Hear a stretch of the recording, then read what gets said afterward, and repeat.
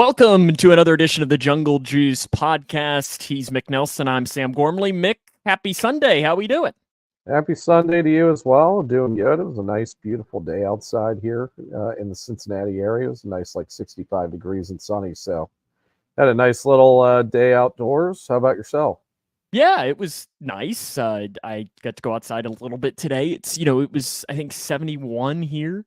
So I've enjoyed it too because it's one of those things. Now I don't have to necessarily leave the heat on tonight because the house is kind of warmed up. Like it's 72 in here right now, so it feels kind of decent. So hopefully What the temperature do you like to keep your house at? So in the winter, I go cold. Like I leave it at about 66 in the winter. Yeah, about the same. In the summer, it really depends. It really does. I don't have the best insulation in this house. That's a word, isn't it? Yes. So because of that, it is kind of a challenge to keep my house the proper temperature. So sometimes I keep it a little bit higher and then just use fans and so on, which I don't know is necessarily financially the smartest decision, but I don't know how it goes. But yes, I like it. I like it cold. Though, if only money grew on trees and I could keep it cold and not have to worry about paying. Wouldn't that be nice? Yeah, that'd be a good thing. Coming up on the show today, we've got a good one planned. A lot of offensive free agency talk happening as this is wild. We are 1 week away from free agency, Mick. 1 week and 1 day is when the legal tampering window opens. And we're going to start to learn. I'm very interested to see how quickly the Cincinnati Bengals start to make some moves when it comes to free agency starting. You think back to, what was it, 2 or 3 years ago where the window opened at 11 or whatever, or noon or whatever time it was. And 15 minutes later, they had Ted Karras and Alex Kappa. Mm-hmm. I don't necessarily expect it to go that quick, but I'll be interested to see if there's one in the first 24 hours of the free agency window being open up. So I think that'll be really interesting. Today, we're going to focus on the offensive guys. We've got a list that Mick and I have come up with, some guys that we think they should target or maybe shouldn't target. And then also, we can touch a little bit on the combine. That's happening right now. And then also some news for the week. We invite everyone to follow us on our social media channels. We're on Twitter. We're on YouTube. We are also on Facebook. And also on your favorite podcasting platform to go back and listen to that as well. But first off, Mick, how about some news from the week for the Cincinnati Bengals? First one, Cal Adamitis and Jake Browning received their exclusive rights deal for the Cincinnati Bengals. In other surprising news, water is wet. Yep. I don't think we really expected anything else. Obviously Cal's been a very reliable long snapper, and no reason to part ways with him. And then Jake Browning obviously proved that he's probably a top tier backup quarterback in the league now. So definitely don't want to part ways with that, given the bargain they have him for on the exclusive rights tag. So yeah, not shocking news by any means, and happy to have him back for another season. Yeah, and what this means is, just to kind of go over it, is it's in a way like the franchise tag. It's a franchise tag for players that don't deserve the franchise tag. It's pretty much the best way to do it. Is the Bengals now have said, hey, Jake Browning, you're going to be making the league minimum next year at about $850,000, and you get to make your decision. It's a simple one. Either, yes, you come back and play for $850,000, or you don't play in the NFL next year. So probably for Jake Browning, that is an easy decision. And I know a lot of fans were saying, coming out and being like, oh, well, he deserves more money. Yeah, he does. He does deserve more money. Oh, too bad. Yeah, I mean, in all seriousness, why would the Bengals pay him more money if they don't have to? Life sucks. You know what I mean? Sorry. It stinks. He'll get it next year. You've done a good job. He'll get it next year. Not from us. He'll be gone next year, but probably. That's probably. I would assume he's probably gone next year. But I don't think either one of these decisions was necessarily surprising. As I know we talked a couple of weeks ago, the best part about Cal Adamitis is that most Bengals fans don't know his name. And that is a good sign, because everybody can remember Brad St. Louis. Yeah. And why do we remember him? We remember Clark Harris too. Yeah, you remember Clark Harris because he was just like the a legend. Yeah, he's just got the handlebar mustache, got a mullet rocking.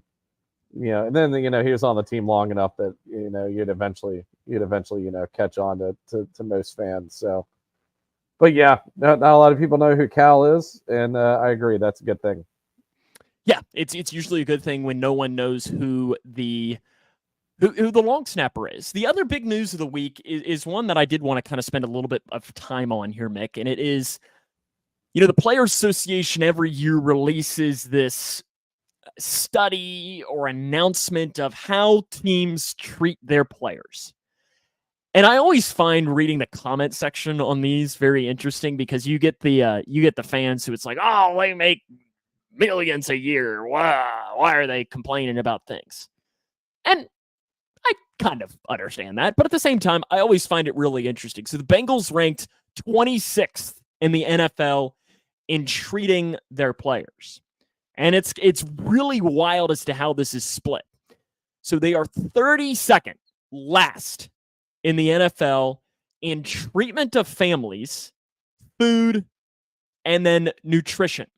So to kind of go deeper into that as to why, Bengals don't employ a full-time dietitian, which for me, Mick, I'm not a dietetics expert. I know that shocks you. Shouldn't that be something that an NFL team has? You would think. And plus, I'm thinking, like, how much would a dietitian need to make? Like, I can't imagine this being like he's got to make a lot of money or something. It's just that one's kind of odd to me. Yeah, I mean, I agree. The treatment of families thing kind of ticks me off a little bit, just because they are a family-run organization. You'd think they kind of, and they've shown a lot of loyalty to their players, and the players, for the most part, I feel like they enjoy playing for the organization. But you'd think that they'd be treating the families of these players with a little bit better, or on the better end of the league, just because of how they're run as a franchise and as an organization. So that does really tick me off that they don't really care too much to do that. They are one of 4 teams in the NFL that doesn't offer a family room or a daycare on game days. That's crazy. One of 4. I don't know. I do not. Let's get Washington, I'm assuming, is on that list. Probably. They've got a lot of money. Yeah, and apparently another one of the things that the Bengals didn't necessarily rank very high in was locker room and facilities there. But according to Paul Dehner Jr., apparently they're sinking a lot of money this offseason, and apparently that locker room is currently under renovations to make it more of an upper-tier locker room in the NFL as well, which is a good thing. We toured the locker room once. I thought it was like a little I thought it left a lot to be desired. It was okay. But, you take a look at the Reds clubhouse. It's like one of the best clubhouses in baseball, I think. And it's just like really nice, really accommodating. It's a place that, I think the players really enjoy being in. And the Bengals locker room is just kind of meh. So that's cool. They're renovating the locker room. What did they rank good in? So yeah, the good things, because it wasn't all bad. 6th in training staff, 10th in training / weight room, 9th in strength coaches, and 10th in head coach. And I know one of the things that they specifically said is, and I think there was like a second tier under head coach, where Zach Taylor, I think, was like 4th in player relationships. Okay. As far as I was reading something that said that, Taylor, one of the things that he is very strong at, and it's something that we've talked a lot about on this show, and you hear a lot about, is that players feel like they can go to him if there's something wrong. Mm-hmm. And that, to me, is really important, that players want to play for a guy like Zach Taylor.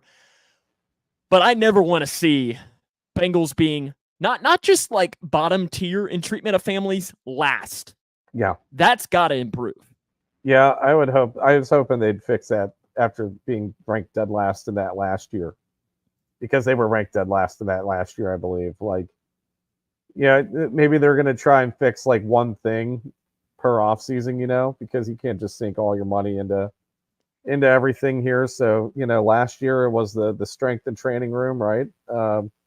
This year it's the locker room. Maybe next year they get a daycare, or so for the players' kids. So, maybe they'll be able to work on that. I don't remember where they were ranked overall last year, but it was probably about the same. It might have been worse. But yeah. And we're better than the Steelers, at least. Were they? I don't know that I processed that. Were they below the Bengals? Yeah, they're like in the they might be 29th, 30th. Wow.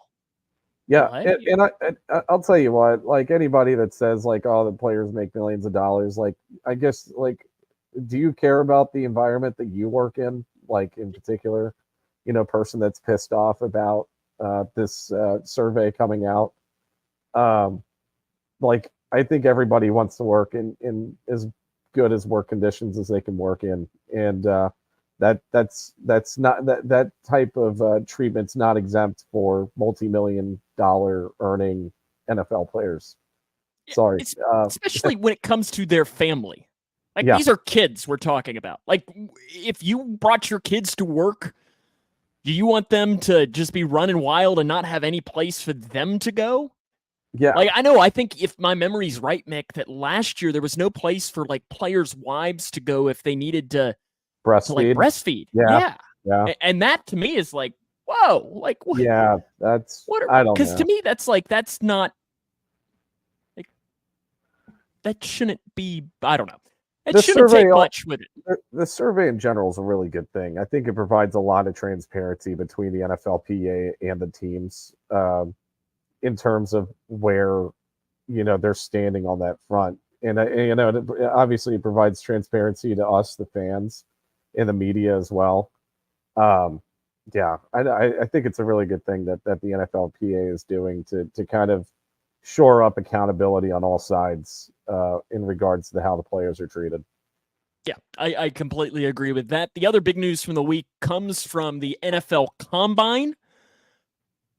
And I don't know that necessarily there's that much Bengals directly related. Duke Tobin did talk. And I think it was kind of interesting what he said is, last year, you remember his big line was, go find your own T. Higgins. We're not in the business of making other teams better. I don't think he didn't quite have. He didn't. He didn't quite have that, and he pretty much said, we are still trying to figure out our plans and so on for T and how that goes along. But he definitely didn't commit. And another guy that he really did not commit to, and I think we come back to him in a little bit, was Joe Mixon. Is just kind of saying, I found it very interesting. Houday, Tim, thanks for joining us as well. But that to me were the two big takeaways from Duke Tobin. He's very political when he talks and very careful. He doesn't particularly say anything that is going to be that newsworthy. I mean, last year was his one thing of saying T. Higgins, go find your own, and I don't really know how newsworthy that was. It was more just like you tell him, Duke. And really this year it was more of he said what we thought he would say. Yeah. So, no news on that front. I am interested to kind of see. It doesn't seem like they're non-committal to T or Joe Mixon. Do they try to move on from T? Do they try to trade him?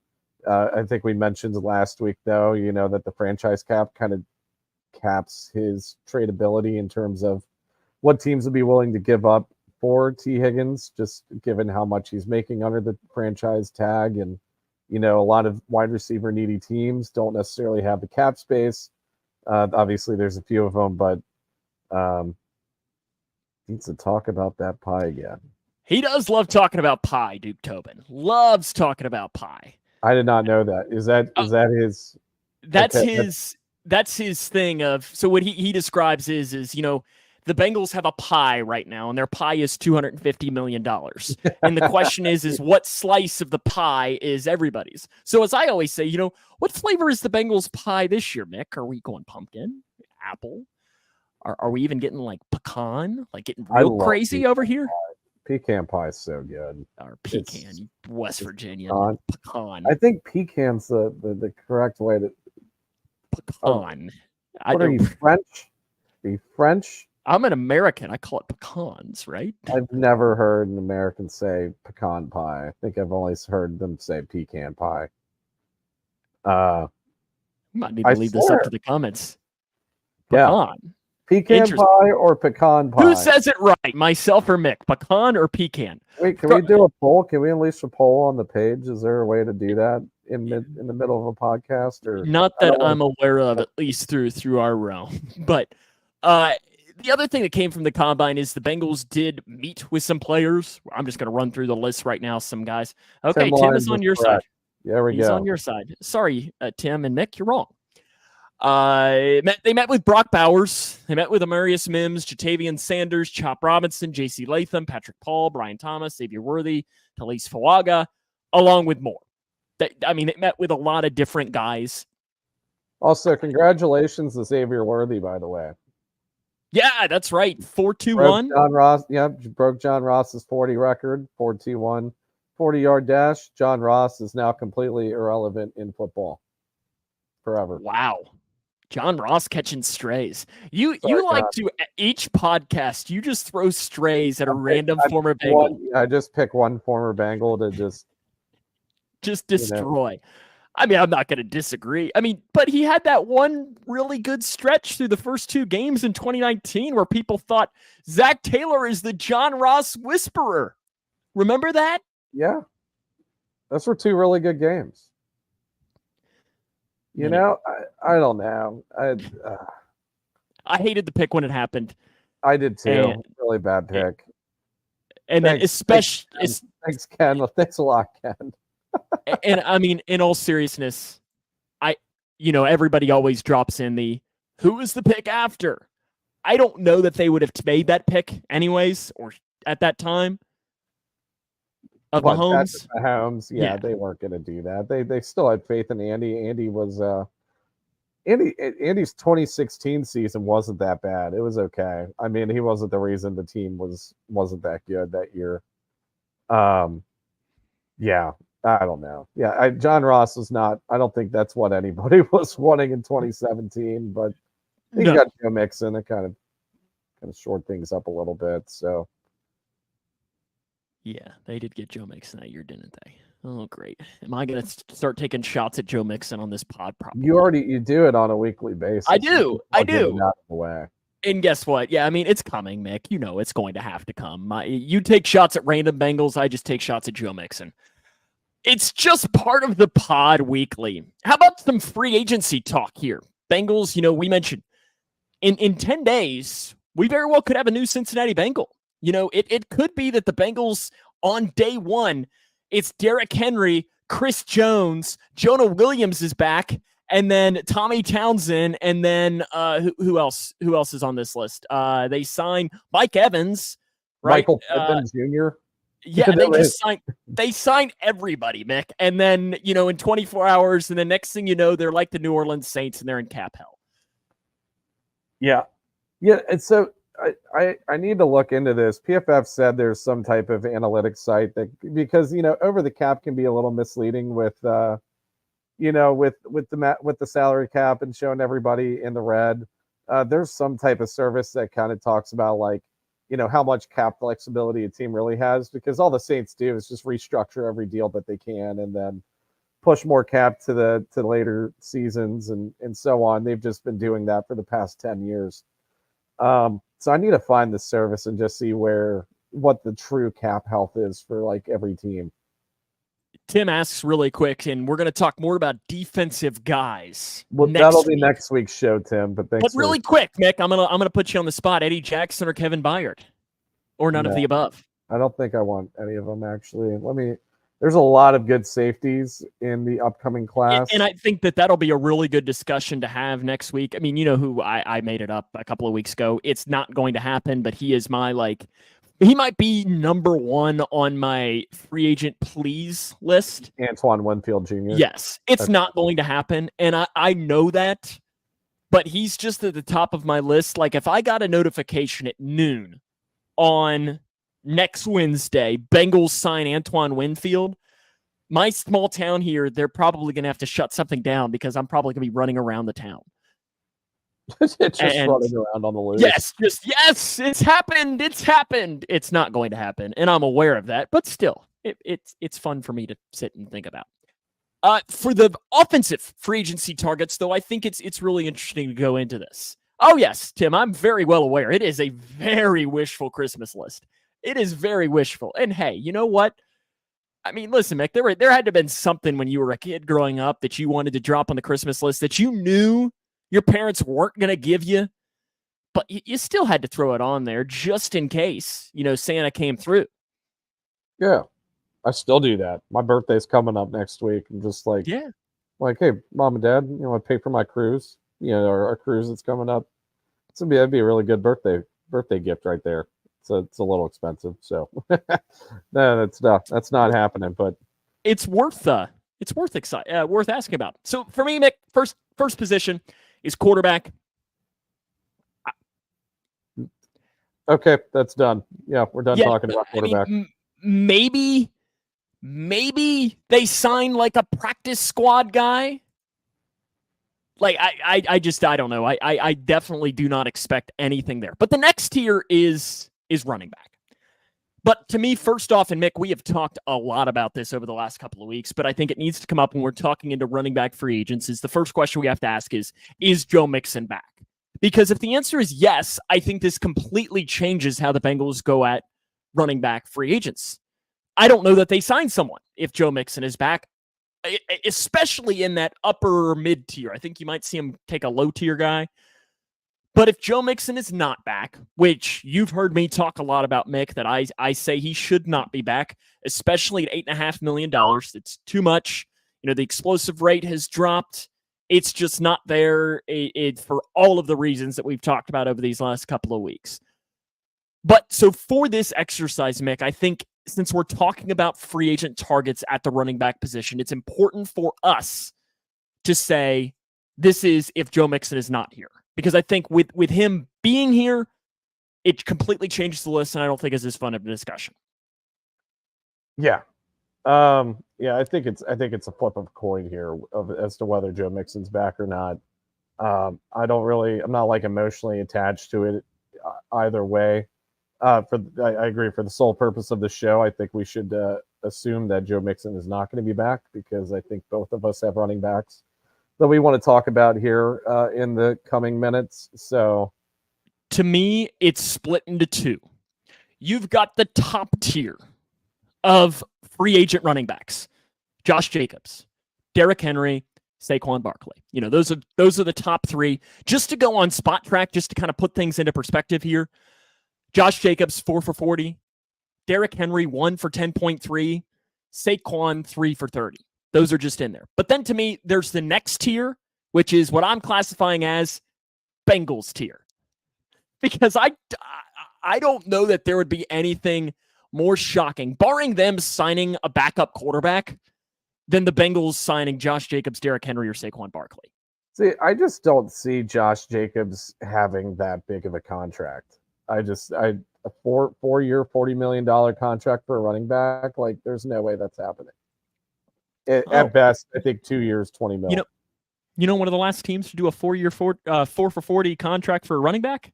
Is it us? Cincinnati Bengals with Joe Mixon. There we go. So that's writings on the wall. We're doing it again. So to me, let's go into the Bengals tier, because I think that's pretty much everybody else. And I know one of the guys that you mentioned you mentioned this guy, I think, in like October, maybe even November, Mick. Do you know the guy I'm dropping in here? Is Antonio Gibson. Yeah. Now, okay. Yes, I did drop Antonio Gibson as a trade candidate last year. So Spot Track, to put things into perspective, 1 for 3.6 is what that says.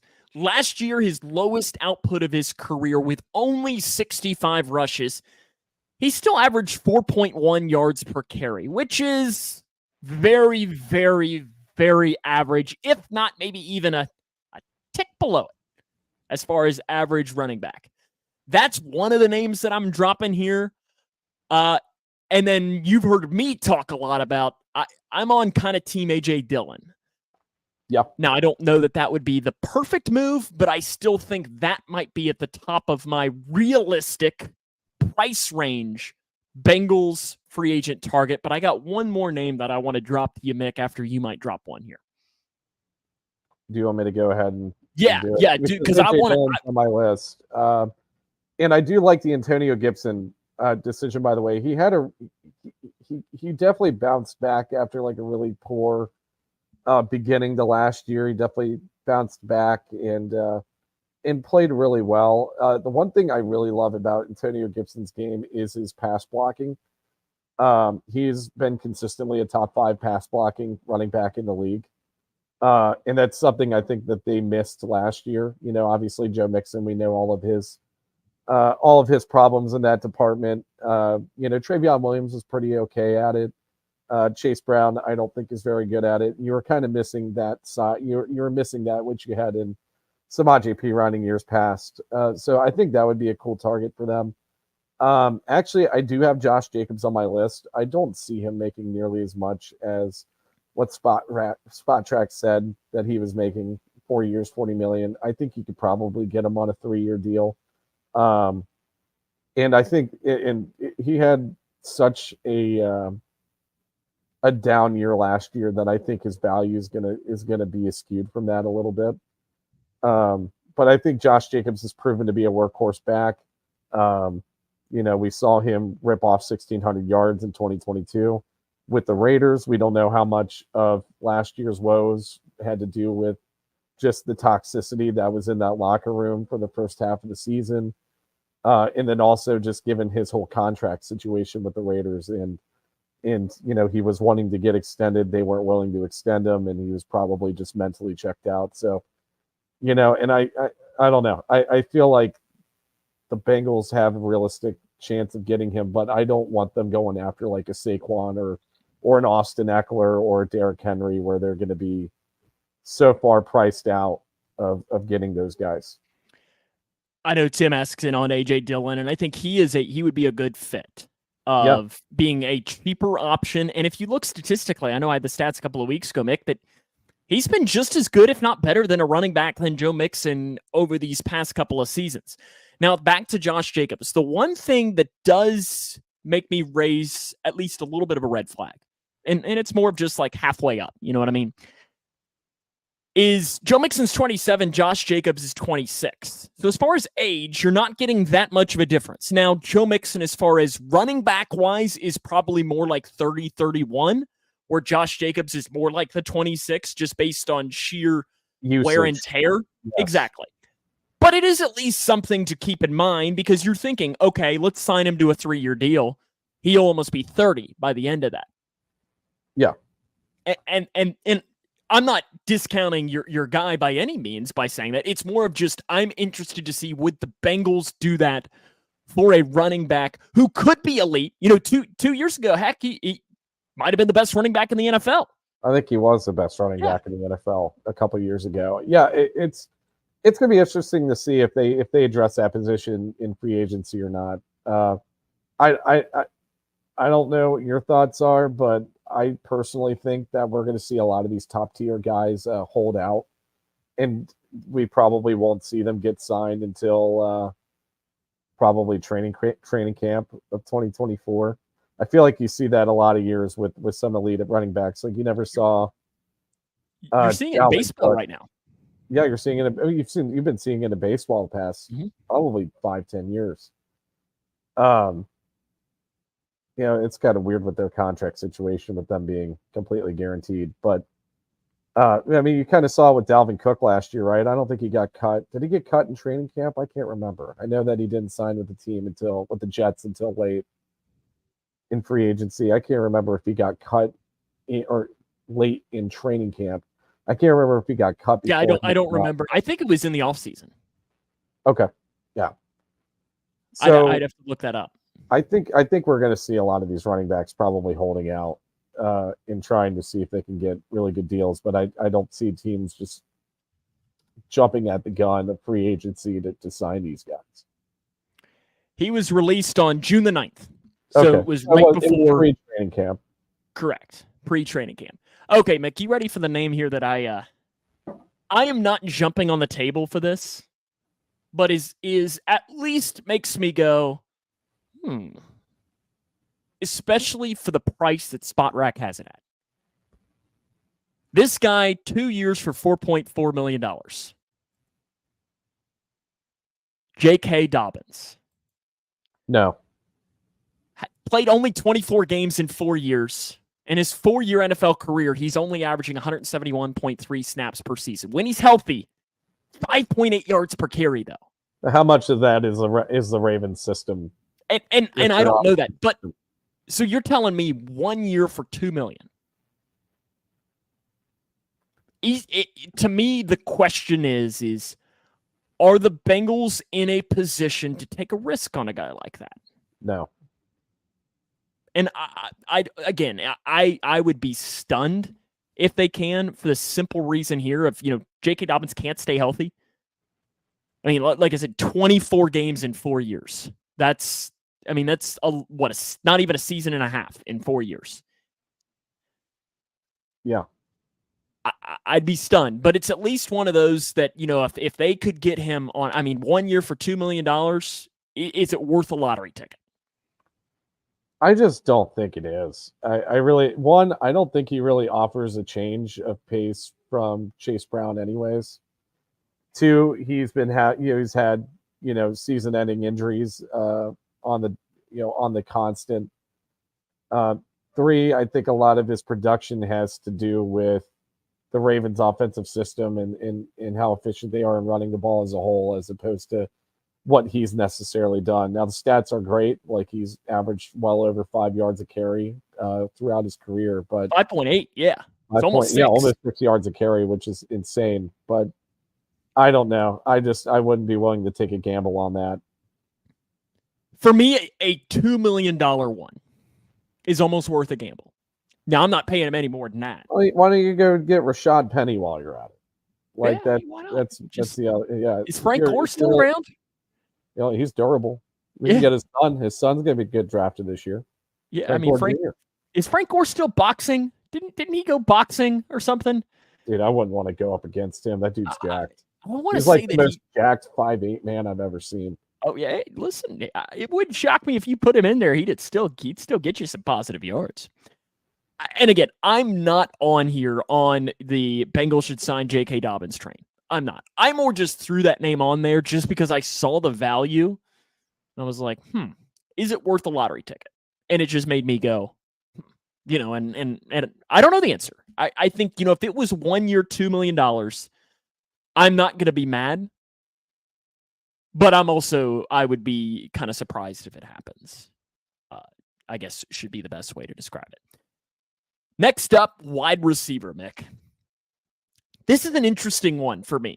Yeah. Because there is, I think, a lot that goes into what the Bengals do at the wide receiver position in free agency. Number one is T. Higgins on the team? Because I think if he's not, you are absolutely, I think, going to see them bring in somebody else. Yeah, I think so too. Now, one guy I really like, and even if T. Higgins was still on the team, I feel like he could be the T. Higgins replacement, and they could easily move Jamar into the slot for a year. But one guy I do really like is Gabe Davis, the wide receiver from Buffalo. I've always liked him. That dude's a blazer. The dude's a deep threat. He's the definition of a deep threat. Is he as reliable as a T? No, he's not. But the dude averages, I think, almost 17 yards a catch. I think he's averaged that throughout his career. Obviously, we all remember him from how insane of a game he had against Kansas City a couple of years ago in the playoffs. But yeah, I think he would be a really good X receiver to replace T with. And I think that he'd be more or less a bargain. I think he's being valued at about $12 million a season. Now, does he get paid more than that? I guess we'll see. But yeah, I just think that, if we want the receiver core to improve from what it was last year, and you're wanting to get faster on the offense, I think he would be a really good guy for them to get. Here's a name for you, and I have a reasoning as to why. Noah Brown. Here's the reason. Because if he's not on another team, he can't hurt us anymore. Because in the past 2 seasons against the Bengals, he has 12 catches for 263 yards and a touchdown. That's 24% of his yards in the last 2 seasons have come against the Cincinnati Bengals in 2 games. Can we just sign him so he stops? Stop hurting us. Or please send him to like the Seahawks so we know we won't have to face him next year. And if it would be in the Super Bowl or something. Like, just stop. We don't, please. So that's my main reason for throwing Noah Brown on there. Rick does not agree with you, Meg. Rick does not like the Gabe Davis decision. Well, Rick, how do you feel about my reasoning for Noah Brown? Because I think it's valid, right? You can't beat him, join him, or have him join you. Yeah. Another name I like, and this is a potential, I guess, like starting position battle guy with Charlie Jones in the slot. I already know where you're going. And I think he's on my list too. Are we going to Weber State? Is that where Nick Westbrook-Akine went? Oh, no. Okay. No, okay. I guess I have somebody else. Rashid Shaheed, aren't you? Yes. So I really like Rashid Shaheed, but I think the Bengals like having more size in the slot position, and that's why I decided to not go with Rashid Shaheed, because he's tiny. He's like 5'9" and 180 pounds maybe. Nick Westbrook-Akine has more of that Tyler Boyd size. He's played primarily in the slot. He's 6'2", like 200 something pounds. I can't remember what his weight is, but has that more of a Tyler Boyd size to him. And I think that they do want to see if Charlie Jones can win this position battle, because I don't think they would have drafted him in the 4th round if they didn't think he could potentially fill the Boyd void right there. See what I did there? That's clever. That's clever. Yeah, that's why people listen to this podcast. The Boyd void. So yeah, Westbrook-Akine's numbers won't wow you, and the drops actually are a little bit of a concern. He has a pretty high drop rate, but I don't know how much of it has to do with Nick Westbrook-Akine and how much of it has to do with the quarterback situation he kind of had to deal with the past couple of years. Last year, he had Will Levis thrown to him, and he looked okay at times, but he's definitely not Joe Burrow. Ryan Tannehill looked like a shell of himself until he got injured. Last year, he had to deal with Malik. What's his last name? Malik Willis, who I don't think should be a quarterback in the NFL. Wow. Now Malik Willis is catching strays. My goodness. Well, no one is safe. He'd be a really good UFL player. Sending him to the UFL with AJ McCarron. There we go. Is AJ McCarron playing in the UFL? Yeah, he got signed by the Battlehawks. Again. Hey. Yeah. Hey. That's the reason why the Bengals cut him. Okay. So he could go and sign and be ready for their season. Okay. So yeah, I think Nick Westbrook-Akine could definitely get a look at, and obviously he'd be a bargain. I don't think he's on any team's radar. So here's an interesting one for you, and it would be kind of in that wide receiver 4 realm, maybe. Juwan Jennings. You got the post Super Bowl bias, Juwan Jennings going on. Well, I mean, I liked him when he was at Tennessee. And gosh, I can't believe I just said that. What did I just hear that? Yeah, I know, right? I know, right? I feel like I need to go put some soap in my mouth now. But for those who are watching, peep the basketball hoop on the on the door behind. Kentucky fan here. That hurts to admit that, and I feel like I need to go wash my mouth out with soap or something. But I've always been a fan. He comes from a winning program, which I think is something that the Bengals do value. A winning franchise and a winning mentality. Not in college, obviously. I'm talking about in the pros. There we go. Back at it. There you go. He's back, everybody. Let's go. We're good. But still, I think that would be at least somewhat interesting. I don't know that the 49ers will let him go, though. But he would be a cheaper option to maybe compete. Is he an upgrade over Trenton Irwin? Yes. I don't even think that's a question. I love Trenton Irwin, and I think he's a really good, backup wide receiver, but I think Juwan Jennings is definitely better. And that's kind of why I've dropped him in there but then again, who really likes Trenton Irwin that plays for the Cincinnati Bengals? Me. Joe Burrow. Well, okay, wait. I don't play for the Cincinnati. I just like Trent Irwin. Yeah. Joe Burrow does like Trent Irwin a lot. And whose opinion matters more than just about anybody in the Cincinnati Bengals organization? Joe Burrow. Yep. So I'd imagine that Trent Irwin will be back, but Juwan Jennings would be an upgrade at that position. And I think it would be an important one because how often do all three of your wide receivers start every game? Bengals have seen that over these past couple of years. Almost never. Is Trent Irwin? Is he a free agent this year? Yes, he is. So I'd be kind of I'm kind of interested to see if the Bengals do resign him, just because he is approaching 30, I believe. I think he's older. He's a lot older than what everybody thought he was. Trent Irwin is 28. 28. Okay, I mean that's still like you're kind of getting to that age where like, do you really want to, if it's a 1-year deal, that's cool, but it's 20. I see 29. Is he turning 29 soon? Wikipedia, which is a great resource, Mick, says he's 28. He'll be 29 in December. Oh, he was born December the 10th of 1995. Okay. And Wikipedia is clearly the best resource for information like this. I mean, I've never seen great source for Wikipedia. No, of course not. Yeah. I think everybody should use it as a source when doing anything in life. I don't think I got through college. Yeah. Wikipedia says that's great to hear from your tax accountant. Yeah, we didn't have to do much research for accounting. All we had to do was math. Account. It's not even really math. It's just account, man. It's basic computational math that you just have to organize. That sounds like just so much fun. I don't mind it. Anyways, so I'd be interested to see on Trent Irwin. Do you want to move on to tight ends? Yeah, we can drop on to tight end. Do you have a name? I've got one. I've got three. Dalton. I already know one of them. Oh, I know you. You know the one I've been talking about for the past couple. Colby months.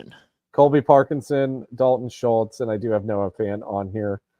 Dalton Schultz. Be interested to see if the Bengals do shell out some money to a tight end this year, just because they really got burned this last go around of finding that, that tight end that was a highly regarded first or second round pick and then just never panned out in the NFL. And, that worked out well for Hayden Hurst, and then Hayden Hurst left for a lot more money in Carolina.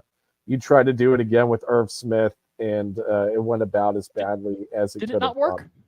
It did not work. He did have that one game where he had a touchdown. Remember that against the Bills? He had a touchdown. I think he had 2 touchdowns last year. Did he? He might have. Anyways, yeah, I think I'm interested to see if they do try a little bit harder at finding a more of a top tier tight end. And Dalton Schultz, I'm not sure what his spot rack valuation is. It's definitely higher than what Irv Smith's was last year. But I think probably pushing the 8 to 10 range. I would imagine. I mean, we signed CJ Uzomah for 3 years, $18 million a few years ago, and that was, they did that. So, they might, maybe they put a little more importance on it this year. And then obviously Noah Fant and Colby Parkinson. I think those are your more value, Irv Smith type of deal tight ends. Noah Fant might get a little bit more money than what Irv Smith got or what Hayden Hurst got, just because we have seen him have, sustainable success in the league. And he wasn't, he wasn't a world burner tight end, but he was a really reliable tight end in Denver, and then just kind of fell off when he was in Seattle. I think part of that probably had to do with, Seattle had a much better wide receiver core, and then he just wasn't getting as many targets. But I think he's a pretty decent receiver, and his blocking isn't terrible. And then Colby Parkinson, I just, he's 6'7" and 250 pounds, just provides a lot of good length. I think he would be an absolute bargain, probably an Irv Smith type of deal. And I think he could work well with Joe Burrow. How do we feel about a guy who's 6'6", 245 pounds, a second round pick from Penn State in 2018? No. We did say we're going to talk about free agents the Bengals should not sign, and Mike Gesicki is at the top of my list. So what price tag do you? I believe that Dalton Schultz will probably bring the 8 to 10 a year range. Yeah, what do you think? I think Nick? Gesicki is probably not nearly as much as. We got a comment. Okay, yeah, cool. No, that's why I'm saying on Dalton Schultz probably 8 to 10 would be my 10. assumption. Yeah, I would say that as well. Mike Gesicki wouldn't be as much, but I do not want to touch him at all. I don't want him. I don't want him. 8th best blocking tight end in the NFL last season. Since 2018, 13th in the league in receptions and in 12th in yards. And does a great gritty. What's not to like? Is he really the 8th? But was he really the 8th best blocking tight end? What was he? I want to see what he was. I want to see what he was in years past because he was not that in years past. So I'm going to call last year, a Belichick fluke, an anomaly. Yes, very much so. Let's see. But did you not see his gritty? You don't want that. He's one of those that I feel like he would almost be in the. And when I say the Irv Smith realm, this is what I mean by it, where I think it would be boom or bust. I think it would turn out to be they're looking like great decisions, or it would be more of the Irv Smith realm where it just doesn't work. But he's a big guy. He has good size, which is something Irv Smith did not have. He's more in that Hayden Hurst realm of being a big target for Joe Burrow over the middle. Now, I don't know that this is necessarily the way that I want the Bengals to go. I would almost rather them go a route like Parkinson, get somebody cheaper in that realm and hope to draft a guy, whether it's Tavion Sanders or maybe you get lucky and Brock Bowers is there at 18. Or, is Cade Stover the guy? Is he the guy? Theo Johnson. Hey, that was a combine. Watch this guy. Theo Johnson was a star at the combine this week. Also, where'd you get the Mike Gesicki was the That was from Pro Football Network, Jay Morrison. Yeah, well, that's a fallacy because I'm just looking at grades from this year. Mike Gesicki was the 4th worst run blocking tight end in the league this year. His pass blocking grade is much better, but when do we really need tight ends to pass block? Probably not very often. So I was just basing it off of what I read from Jay Morrison. I'm back to not wanting Mike Gesicki at all. Rick says I've seen some mock drafts. I've seen that have our Bengals taking Brock Bowers at 18. I can't imagine he would be there. And if so, do our Bengals take him? If he's available, take him. But I don't. I just don't see it happening. It would be really, really hard for me. Let's say it's Mims, Bowers, and defensive lineman. Just insert your guy. Sure. That was kind of the name. I heard he doesn't want to go by Jerzon anymore too. I think he wants to go by. Is it Johnny? Johnny Newton? Jeremy, Johnny, something like that. I was listening to some podcast and it was like, yes, the Bengals should go for Johnny Newton. And I'm thinking, who in the hell is that? And then I had Googled it and I was like, oh, I didn't know he didn't want to be called Jerzon or whatever it is. I think the Illinois staff was like, we don't know how to pronounce your name, which I don't know how it's that hard. Jerzon. It's not that hard. But somebody just ended up calling him Johnny, and then it just ended up sticking. It makes sense, like Albert O. Okay, that's a good nickname because no one can say his last name. But Rick, I say if he is there, but let's say that Mick Newton, Mims / Latham, and Bowers. Where are you heading? I'd take Bowers because I think Bowers is. Excuse me. I think that he has the potential to be an elite tight end. I agree. So, I would take Bowers in a heartbeat over Latham, over Mims, over Jerzon Newton, Johnny Newton. I would take whatever his name is. I would take him over pretty much anybody that could be potentially be available there. Joe Alt's not going to be available at 18. Olu Fashanu probably won't be available at 18, even though his stock's kind of sliding a little bit. It is because he was one of those guys 3 months ago. You even saw him as a top 5 guy. Yeah, and I don't think it's anything Fashanu or Fashion. Is it Fashanu or Fashanu? Fashanu. Okay, it sounds better. I don't think it's anything that Fashanu's like done wrong or anything, but I just think that there are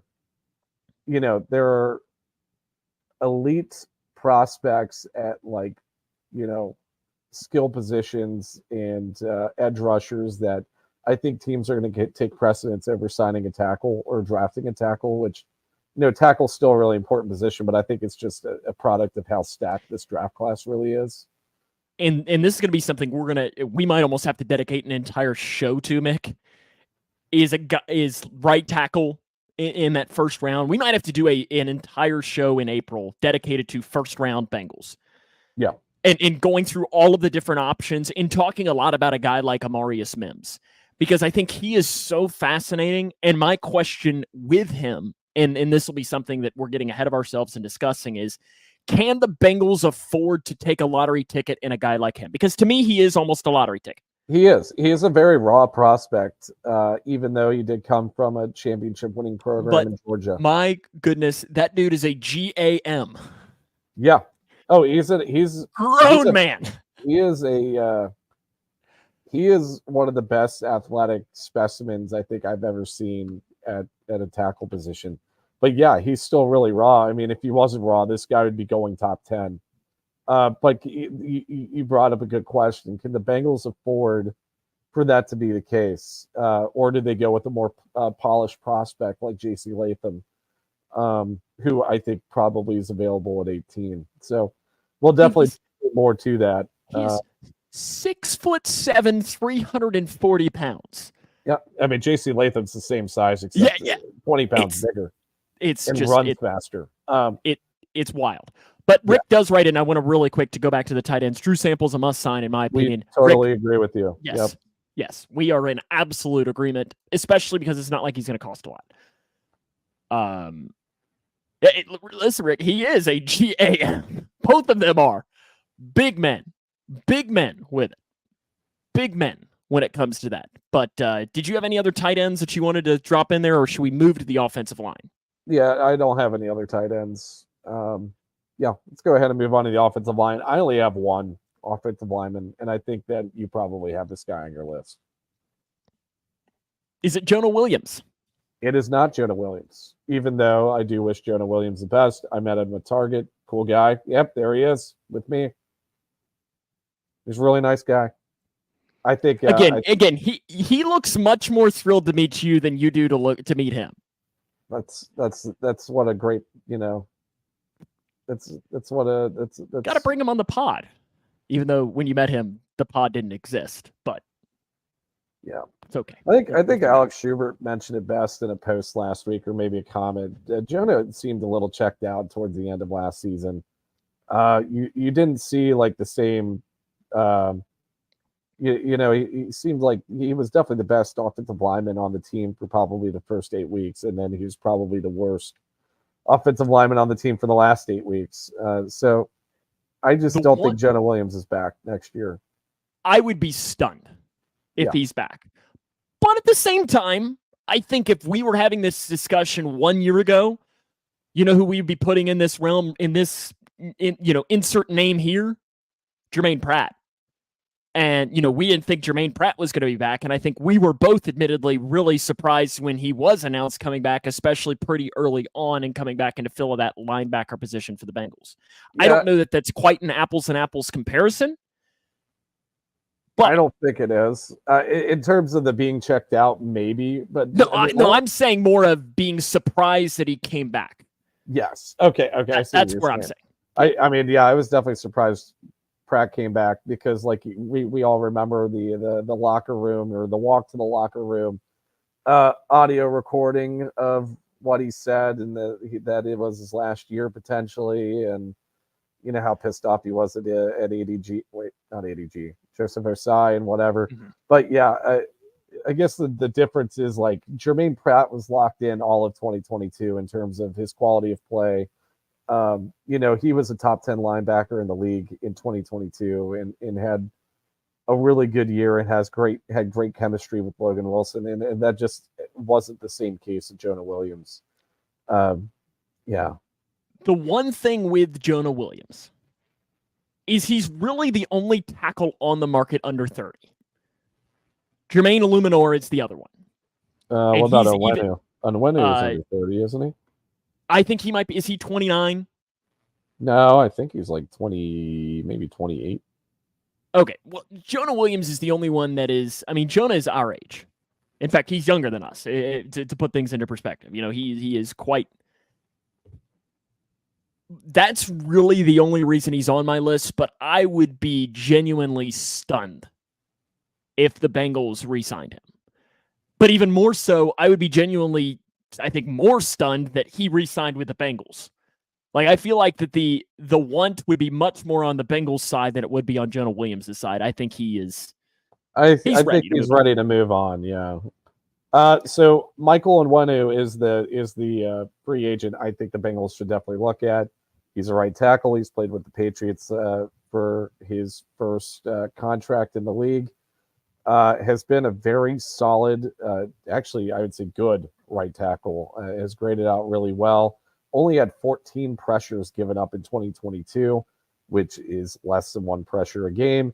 He had slightly more. He had about 23 in 2023. I mean, so, how much of that had to do with the Bill O'Brien system versus the not Bill, I guess that was a bad argument because the Bill O'Brien system versus the Matt Patricia system in New England. Is there a difference between those two?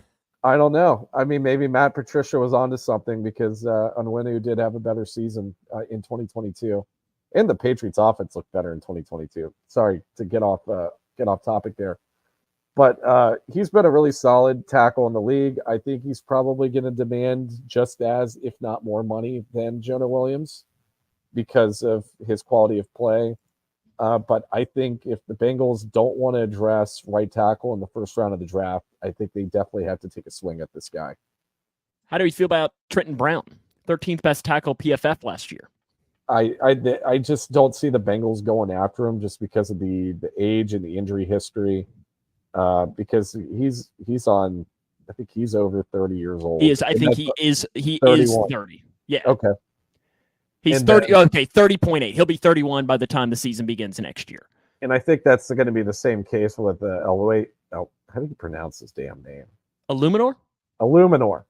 I think it's the same case with Illuminor as well. To me, Illuminor is a guy that you draft or you sign if you draft Armarius Mims. Yeah. Okay. So where you have. Are you thinking you kind of have an insurance policy? No, okay. I think he's an insurance policy in a realm. Okay. Yeah, I can kind of see where you're coming from there. Because he would be cheap enough to where you're not paying him $13 million a year. And if you pay him $6 million, let's just say that, and Mims turns out to be the next Willie Anderson, then it's like, okay, that's $6 million. And we've got a great backup plan, especially because you look at a guy like Mims, 8 games last year, right? 7 games, something like that. Mm-hmm. He has injury history and so on. So there is a worry with that. Rick asks, what about Smith out of Dallas, Mick? Tyron Smith? We've seen him work on the side. right side before, but that would not be a good idea. Yeah, I think it's okay. So let's just go more likely scenario. The starting right tackle is free agent or draft pick next year. I would say let's do percentage chance. A percentage chance. 80% draft, 20% free agent. Wow. Interesting. We have not seen a right tackle. Where does Jackson Carman rank in that percentage? Deontay Smith? Cody Ford? Cody Ford, I'll give Cody Ford like a 2% chance. I would take Cody Ford. Yeah, Cody Ford. That's higher than probably Cody Ford gives himself. I don't know. I mean, obviously they trusted him more than Deontay Smith or Jackson Carman last year. So, he was the swing tackle. So, it's probably going to be a draft pick. This is the best right tackle class I think I've seen in a really long time. You have 3 quality starting right tackles right out the gate in Fuaga, J.C. Latham, potentially Amarius Mims, even though he is a little more raw. He's a lottery ticket. Yeah, he is a lottery ticket. Yeah, that's a good way to put it. But I mean, if J.C. Latham's available at 18, I feel like you would really have to jump on that. He's very polished, and he would be a really good right tackle, I think, right off the bat. But yeah, I think that they have to address this in the draft more than likely, unless if they take a swing at Onwenu and then they draft a different position in the first. This draft is one of those where you really wish it went draft then free agency. Yeah. Like, some years aren't necessarily always like that. This year is definitely one because, if the Bengals, let's say that there is a run on right tackles from 10 to 15, just an example. Sometimes you see that, where sometimes drafts will just start going on a run. Somebody trades up, jumps into 15 to jump the Bengals and say no, and you're not looking at any of those top-level guys, but you also didn't sign Cody Ford's your only right tackle, then you're like, crap. And that's my one worry, is why I think you almost might have to roll the dice in signing a guy like an Illuminor, heck, even a guy like George Fant in some realm of being that insurance policy in the case that crap hits the fan. Yeah, finding a Riley Reef type of guy. Great example. Example. Yeah, which might be a move that they make. I do think we're probably going to see. I feel like you see it every year now, where you're seeing position runs where all the good quarterbacks are off the board. Round one, picks 1 through 3. Now you move on to wide receivers. Then you see Harrison, Neighbors, and the dudes just off the board. And then they either move on to edge rusher or tackle, or how defensive tackle. I mean, I think that's a pretty high value position. So it kind of just depends. But I think there's enough prospects available at right tackle where the Bengals wouldn't necessarily have to worry too much about one of those guys being available at 18. No, I completely agree. I think it's going to be really interesting to see. And of course, we're going to have a lot more discussion about the draft in the coming weeks. Next week, Mick, all about the defense, because there's some interesting defensive free agents to talk about. Yeah. Looking forward to that. This defensive free agent class is much better than the offensive free agent class. I think the offensive free agent class kind of sucks this year. And I think there's some really interesting discussions to have with it. Do they spend big on a 3-tech? Do they sign a safety? Do they sign a corner? They could sign a corner. Do they sign a corner? I think there are some really interesting discussions to have with that.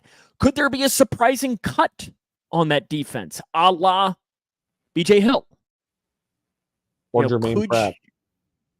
Yeah, technically there could. I don't There's think not that's really going that to happen. But There's not really much cap savings with that, and I think you're eating money in that realm. But I think that there are some interesting discussions to have. So make sure you join us a week from today, Sunday, March the 10th at 8 Eastern, 7 Central. We're going to dive all the way into all of that. It'll be really interesting discussions to have for sure, Mick. Yeah. Do you have any parting thoughts on Bengals offensive free agents, combine, or life in general? No. Hope you guys have a good rest of your week. Looking forward to seeing you guys next week as we talk about defensive free agents. And I can also say happy early birthday to yourself on thank you. Friday, right? Yep. It will be on Friday. You turn 58, is that right? It looks like it. 27. Yeah. Old man. Gosh, can you believe it? There we go. So happy early birthday to you. Make sure you follow us on all of our social media channels. We're on Facebook. We're on YouTube. We are on Twitter. You can also find our podcast on your favorite podcasting platform, Spotify, iTunes, iHeart, all of those different ones. You can join us there. Rick, we appreciate you joining, and we hope to definitely. Thanks for being active here, Rick. We appreciate it. See you next week. So until next week, Mick, Hoo day. Hoo day. Thanks for watching.